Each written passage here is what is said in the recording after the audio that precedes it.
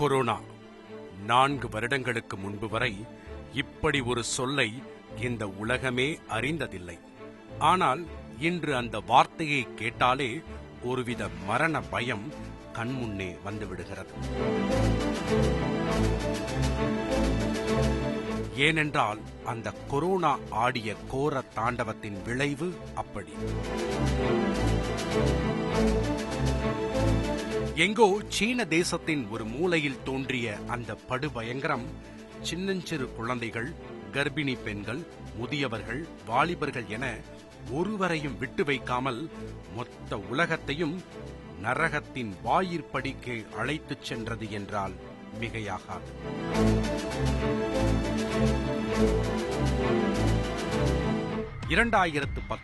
ஆண்டு உருவான கொரோனா ஒரு பரவும் நோய் என்று கண்டறியவே சில நாட்களானது. 69 கோடிக்கும் மேலானவர்களை பாதித்து 69 லட்சம் உயிர்களை காவு வாங்கிய கொரோனாவின் கோர பிடியில் இருந்து இன்னும் ஏராளமானோர் முழுவதுமாக மீளவே இல்லை. என்னதான் தடுப்பூசியை கண்டறிந்து கொரோனாவின் தாக்கத்தை கட்டுப்படுத்தினாலும் அது ஒவ்வொரு தனி மனிதனின் வாழ்க்கையையும் தலைகீழாக புரட்டி போட்டது. பலரும் குடும்பத்தை இழந்து, வேலையை இழந்து, பொருளாதாரத்தை இழந்து நிற்கதியாக அலைய வேண்டியதாகிவிட்டது.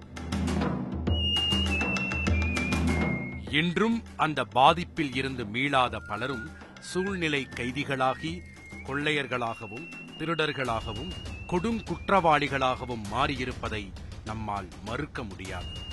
அப்படிப்பட்ட அந்த கொரோனா கடந்த 2 ஆண்டாக மௌனம் காத்து வந்த நிலையில் தற்போது நமது அண்டை மாநிலமான கேரளாவில் ஒரு உயிரை பலி கொண்டு கால் பதிக்க தொடங்கியுள்ளது. ஆம், கடந்த சில மாதங்களாகவே பன்றிக் காய்ச்சலால் கேரள மாநிலம் பீதியில் உறைந்திருந்தது. இந்த சமயத்தில் புதிதாக சில அறிகுறிகளுடன் மருத்துவமனைகளில் கூட்டம் கூடியிருக்கிறது. அவர்களை சோதித்த போதுதான் மருத்துவர்களுக்கு காத்திருந்தது பெரும் அதிர்ச்சி. அந்த அறிகுறிகள் அனைத்தும் கொரோனாவின் ஊடுருவல்கள். மூச்சு திணறல் உள்ளிட்ட அறிகுறிகளை கொண்டவர்கள் மற்றும் மருத்துவமனையில் அனுமதிக்கப்பட வேண்டிய பி வகை நோயாளிகளின் எண்ணிக்கை அதிகரித்து வருகிறது. அது மட்டுமின்றி முதியவர்கள் மற்றும் பிற நோய்களால் பாதிக்கப்பட்டவர்களும் இந்த முறை கொரோனாவால் பாதிக்கப்படுவதாக மருத்துவர்கள் கூறியிருக்கிறார்கள். இதனால் கேரளாவில் மட்டும் தற்பொழுது வரை கொரோனா பாதிப்பு எண்ணிக்கை 1039 அதிகரித்துள்ளது. அதிலும் கடந்த 24 மணி நேரத்தில் 207 பேருக்கு கொரோனா பாதிப்பு உறுதி செய்யப்பட்டிருப்பது அனைவருக்கும் பெரும் அச்சத்தை ஏற்படுத்தியுள்ளது. இதில் கொரோனா தொற்றால் பாதிக்கப்பட்டிருந்த ஒரு நபர் சிகிச்சை பலனின்றி இறந்து போனது மேலும் கதிகலங்க வைத்திருக்கிறது.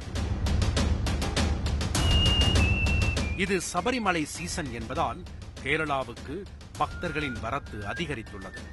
இந்த ஆண்டு வழக்கத்திற்கு மாறான அதிக அளவு பக்தர்கள் வருவதாகவும் கோவில் நிர்வாகம் தரப்பில் சொல்லப்படுகிறது.